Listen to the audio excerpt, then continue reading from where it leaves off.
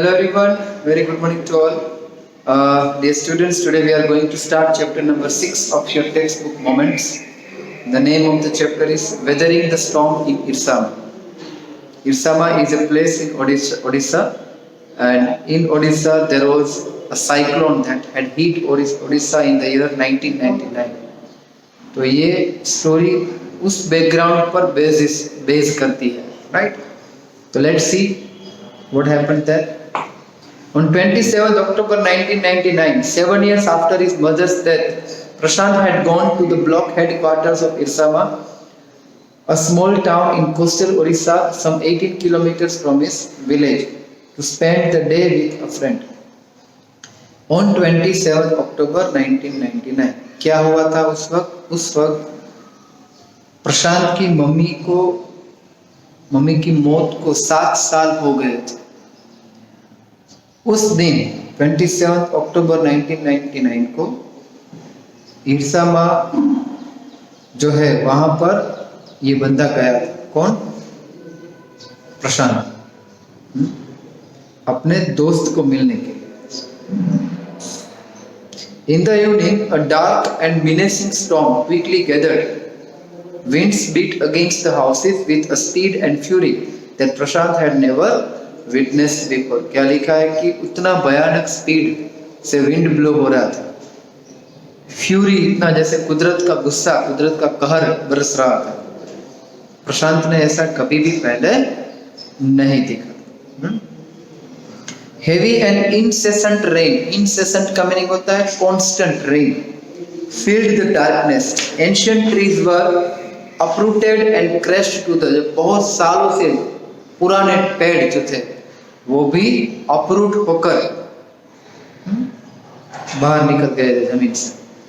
Screams rent the air as people and houses were swiftly washed away. Scream यानी इधर उधर लोग चिल्ला चिल्ला कर भाग रहे थे, सब मेसी था, chaos था। The angry water swirled into his friend's house neck deep. The building was a brick and mortar. It's a material that is used in construction and was strong enough to survive the devastation of the wind's velocity of 350 km per hour. But the cold terror of the family grew with the crashing of trees that had got uprooted and fallen on their house, sometime in the middle of the night, damaging its roof and walls. घर पक्का था तो घर गिरेगा उस बात का डर नहीं था, पानी भी आ गया था लेकिन वो छत पर चढ़ गए थे। डर ये था कि जो बड़े बड़े पेड़ आजू बाजू में थे वो जब अपरूट हुए तो इनके घर पर टिल्ट हुए, प्रशांत के दोस्त के घर पर। The crazed यानी the sudden destruction wrought by the cyclone and the surge of the ocean continued for the next 36 hours. Next 36 hours तक ये सब चल रहा, भयानक पवन, भयानक विंड, ओशन में बड़े बड़े वेव्स राइज हो रहे थे। ये 36 आवर्स तक कंटिन्यू रहा। Although wind speed had reduced somewhat by the next morning to escape the water rising in the house, Prashant and his friend's family had taken refuge on the roof. Prashant will never forget the shock he experienced at his first glimpse of the devastation wrought by the super cyclone in the grey light of the early morning. प्रशांत वो दिन कभी नहीं भूलेगा। प्रशांत और उसके friends की family जो छत पर चढ़ गए थे वो कभी ये दिन नहीं भूलेंगे, उतना भयानक था।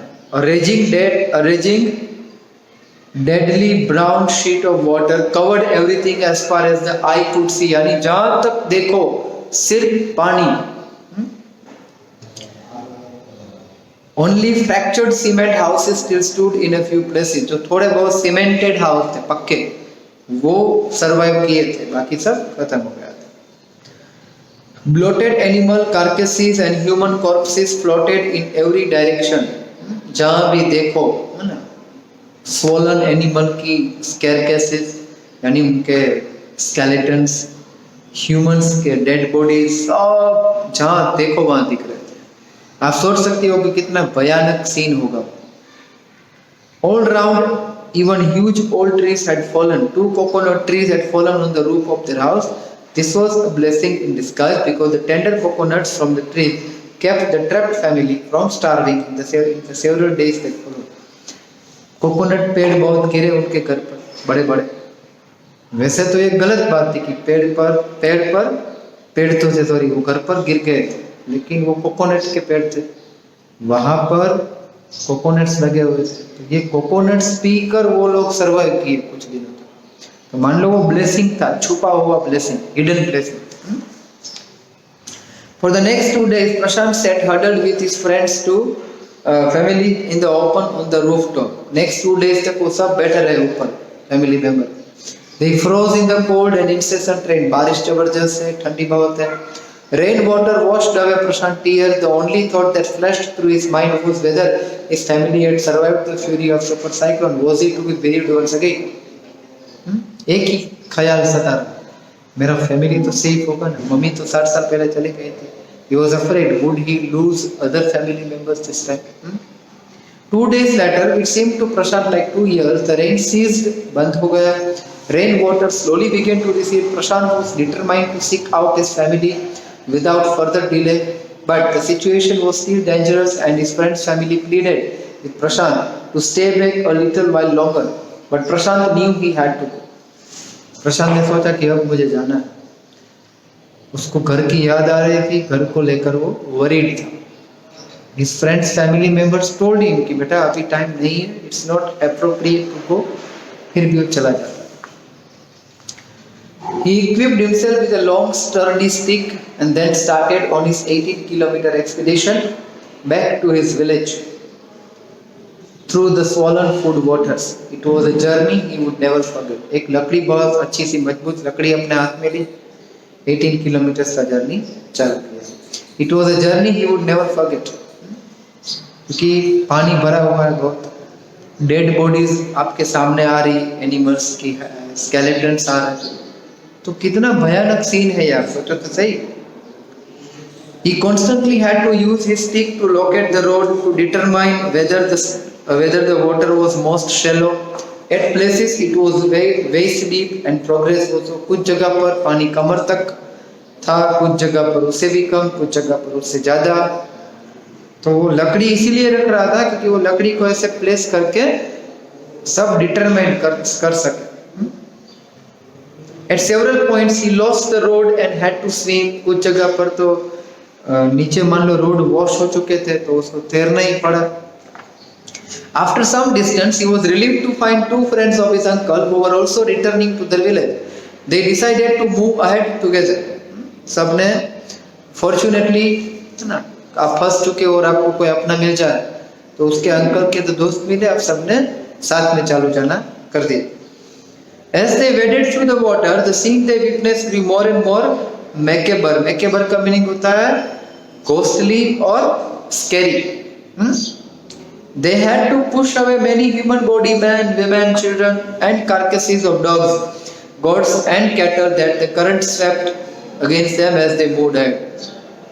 पानी का जो फोर्स था उसके कारण ये सारी एनिमल्स और ह्यूमंस की डेड बॉडी उनकी ओर आ रही थी। In every village that they passed, they could barely see a house standing. Prashant now wept out loud and long. He was sure that his family could not have survived this catastrophe. ये जो भयानक घटना घटी थी, प्रशांत को डर था कि उनका फैमिली सर्वाइव नहीं किया होगा। Eventually, Prashant reached this village, Kalikut. His heart went cold. Where their home once stood, there were only remnants of his roof. उसका घर गिर गया था। Some of their belongings were caught, mangled and twisted in the branches of trees just visible above the dark waters. Young Prashant decided to go to the Red Cross shelter to look for it. Red Cross एक international society है, आपने Lions club के बारे में सुना होगा, rotary club के बारे में। तो ये सब क्या करते हैं, when such natural catastrophes or human made और human created कैटास्ट्रोफीज आती है, तो लोगों को हेल्प करने के लिए ये सारी इंस्टीट्यूशंस पहुंच जाती। तो रेड क्रॉस सोसाइटी ने एक शेल्टर हाउस लगवाया था इस गांव में, और ये बंदा वहां पर जाता है, ठीक है, शायद वहां मेरा फैमिली मुझे मिल जाए। Among the first people he saw in the crowd was his maternal grandmother. Weak with hunger, she rushed to him, her hands outstretched, her eyes brimming. It was a miracle.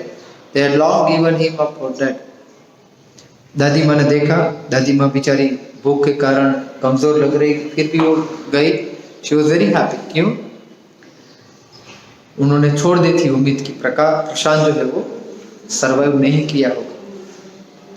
Quickly word spread and his extended family gathered around him and hugged him tight in relief. Prashant anxiously scanned the motley, battered group. His brother and sister, his uncle and aunt, they all seemed to सब थे, लेकिन सब कैसे थे? दुखी लग रहे थे, डिप्रेस्ड लग रहे थे। By the next morning, as he took in the desperate situation in the shelter, he decided to get a grip over himself. He sensed a deathly grip settling upon the 2,500 strong crowd in the shelter. 86 lives were lost in the village. All the 96 houses had been washed. It was their fourth day at the shelter. So far, they had survived on green coconuts, but there were too few to go around such a tumult of people. Next morning, प्रशांत ने सोचा कि अब मुझे ही अपने आप पर काबू करना होगा और मुझे इस सिचुएशन को हैंडल करनी पड़ेगी। गांव में 2500 जितने लोग रहते थे शेल्टर में, 86 लोग मर चुके थे। गांव में 96 घर थे, वो सारे तबाह हो चुके थे। चौथा दिन था ये शेल्टर पर।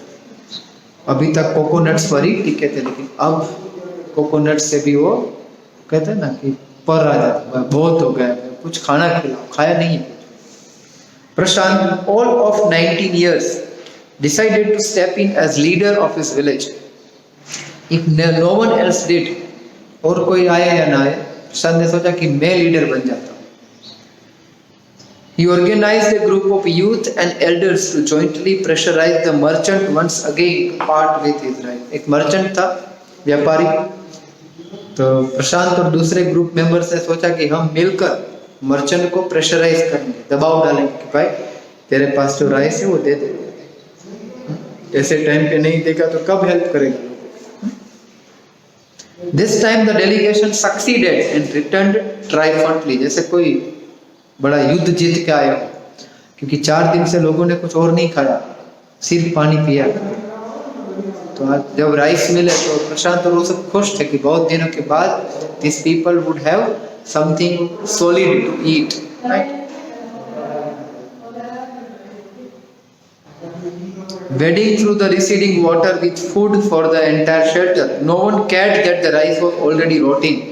सड़ रहे थे ये राइस, फिर भी राइस तो है। For the first time in 4 days, the survivors at the cyclone shelter were able to fill their bellies. His next task was to organize a team of youth volunteers to clean the shelter of filth, urine, vomit and floating carcasses, and to tend the wounds and fractures of many who had been injured. खाना खा लिया, अब दूसरा काम था कि बहुत कुछ लोग बीमार थे, जो था वो ही जगह थी उनके पास, तो यूरिन कहीं पर इकट्ठा हो गया था, कहीं पर कुछ लोगों ने वोमिट की थी, ठंडी है, पवन है, पानी है, बीमारी है, अनाज नहीं है। तो आप सोचो कि कितना टफ टाइम हो सकता होगा, वो हुआ होगा। तो कुछ यंग लोगों ने ये सोचा कि हम अब ये काम करें, ये भी वरना एपिडेमिक फैल सकता है। On the 5th day, a military helicopter flew over the shelter and dropped some food parcels. It then did not return. The youth task force gathered empty utensils from the shelter. 5th day एक helicopter आता है, कुछ food packets डाले, लेकिन एक ही बार आया, दूसरी बार नहीं आया। तो उन लोगों ने एम्प्टी यूटेंसिल्स जो है वो इकट्ठा करना चालू किया। Then they deputed the children to lie in the sand left by the voters around the shelter with these utensils on their stomachs to communicate to the passing helicopter that they were hungry. जो utensils थे वो बच्चों को दे दिए और बोला कि आप you lie down on the ground having this utensils on your stomach. Aluminium या स्टील के होंगे, सनलाइट आएगी तो थोड़ा रिफ्लेक्शन भी आएगा, है ना। तो ऊपर से कोई उड़ रहा है हेलीकॉप्टर तो उसको हम नजर में आएंगे भाई हम हंग्री है, भूखे, दो कुछ। The message got through, and after that the helicopter made regular rounds of the shelter, airdropping food and other basic needs. उसके बाद तो हेलीकॉप्टर्स की नज़र में आ गए, ये लोग हर रोज आते थे, फूड पैकेट्स डालते थे। Prashant found that a large number of children had been orphaned. प्रशांत को ये नजर में आता है कि बहुत सारे बच्चे जो थे या उनमें से किसी की माँ चली गई थी, मर गई थी, या पिताजी मर गए थे। He brought them together and put up a polythene sheet shelter for them. सबको इकट्ठा किया, पॉलीथीन की एक बहुत बड़ी शीट थी, उसका शेल्टर बनाया, जैसा आप पिक्चर में देख सकते हो। Women were mobilized to look after them. Women को भी थोड़ा एक्टिवेट किया कि देखिए आप इन बच्चों का ध्यान रखिए, क्योंकि उनकी मम्मी या पापा दोनों में से एक कोई नहीं है उनके साथ। Women were mobilized to look after them, while the men secured food and material for the shelter. जो जेंट्स थे, जेंट्स को बोला गया कि आप हम सब फूड और वो सब अरेंजमेंट करेंगे। लेडीज को बोला कि you keep looking after this children. As the week passed, Prashant was quick to recognize that the women and children were sinking deeper and deeper in the grave. जैसे ही हफ्ते, एक हफ्ता, दूसरा हफ्ता, तीसरा हफ्ता, चौथा हफ्ता पास होता गया, प्रशांत की नजर में आता है कि विमेन और चिल्ड्रन जो थे वो बहुत दुखी ज्यादा हो रहे थे, बहुत ही तनाव में थे। He persuaded the woman to start working in the food for work program started by an NGO. अब विमेन का, क्योंकि विमेन भी बहुत दुखी थी, कुछ का घर चला गया था, किसी के हस्बैंड चले गए, किसी का बच्चा मर गया था, तो उनका ध्यान डाइवर्ट करने के लिए वहाँ पर एक प्रोग्राम गवर्नमेंट का, एनजीओ नॉन गवर्नमेंट ऑर्गेनाइजेशन होता है, उनका एक प्रोग्राम चलता है, फूड फॉर वर्क प्रोग्राम। यानी आपको काम करना है, काम के बदले में आपको फूड मिलेगा। तो women were sent to do that, कि आप ये करो, उस बहाने ध्यान थोड़ा डाइवर्ट हो जाए। And for the children he organized sports event. He himself loved to play cricket, and so he organized cricket matches for the children. Cricket matches का आयोजन किया। Prashant engaged with other volunteers in helping the widows and children to pick up the broken pieces of their lives. Broken pieces of their, देखो हमेशा एक बात याद रखनी, जिंदगी पूरी की पूरी कभी खत्म नहीं हो जाती। If you lose something, there is something left in our life. कुछ तो है भी, हमारा बचा भी होता है। एक्सीडेंट में किसी का है, किसी के पैर कट गए, लेकिन he should be happy that उसके हाथ तो सलामत है, हाथ चल गए, हाथ कट गए, पैर तो सलामत है, हाथ पैर दोनों चल गए, आंखें तो सलामत है, कान सलामत है, देख सकता है, पढ़ सकता है, कुछ तो कर सकता है। तो we should be happy with what we are left. We should not be unhappy with what we have lost. तो समझाया प्रशांत ने, खुद ने यानी इनिशिएट किया, सबको मोटिवेट किया कि देखो हमारी लाइफ में जो बचा है उसको एंजॉय करो। ब्रोकन पीसेस ऑफ लाइफ, हमारी लाइफ तबाह हो चुकी है, घर नहीं है, किसी का हस्बैंड नहीं है, किसी की वाइफ नहीं है, किसी का बाप, किसी की मम्मी नहीं है, पापा नहीं है, किसी का बेटा चला, but what ever is gone. Life का मतलब है मूव ऑन, आगे बढ़ते रहना है ना, क्योंकि आगे बढ़ना ही यानी वही साइन ऑफ प्रोग्रेस।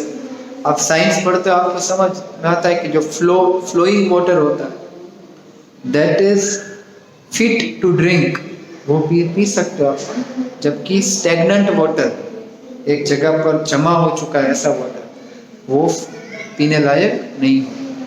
तो लाइफ में भी ऐसा है, अगर स्टेग्नेशन आ गया, रुकावट आ गई, तो रुक नहीं जाना है, थक कर थोड़ा रेस्ट करो और फिर से लाइफ में आगे बढ़ो, क्योंकि the show must go on.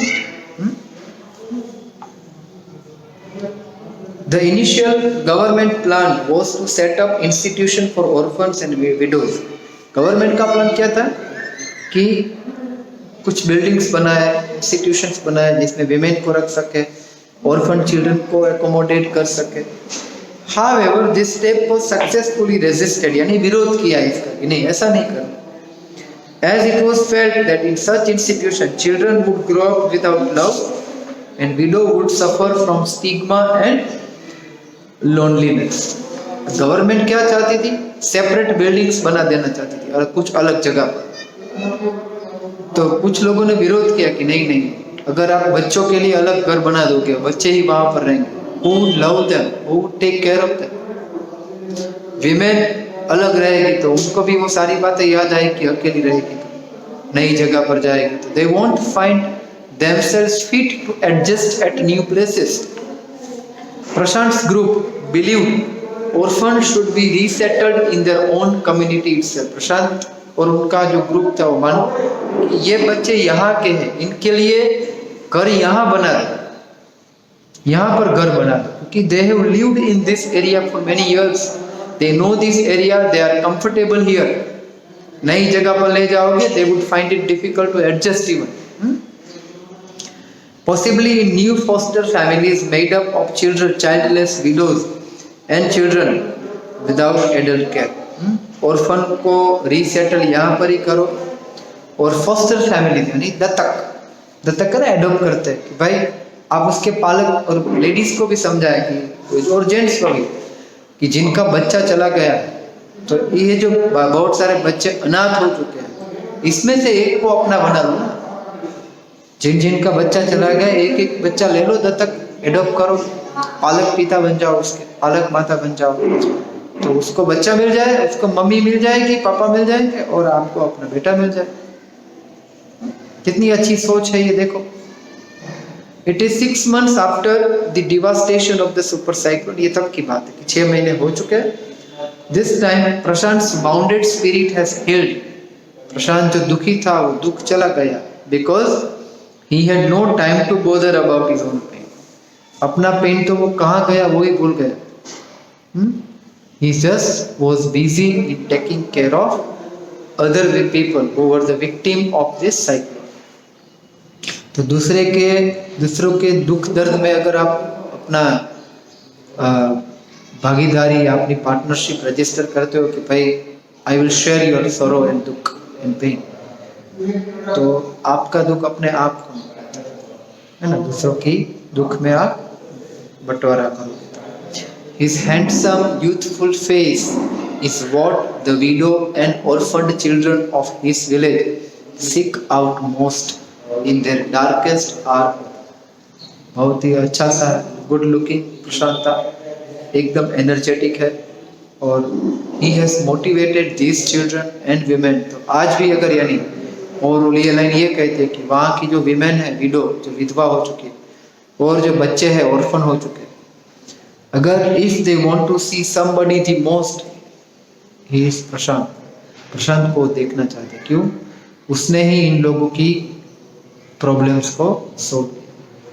ठीक है माय डियर स्टूडेंट्स, हर्ष मंदिर और मानदेर इनके राइटर है.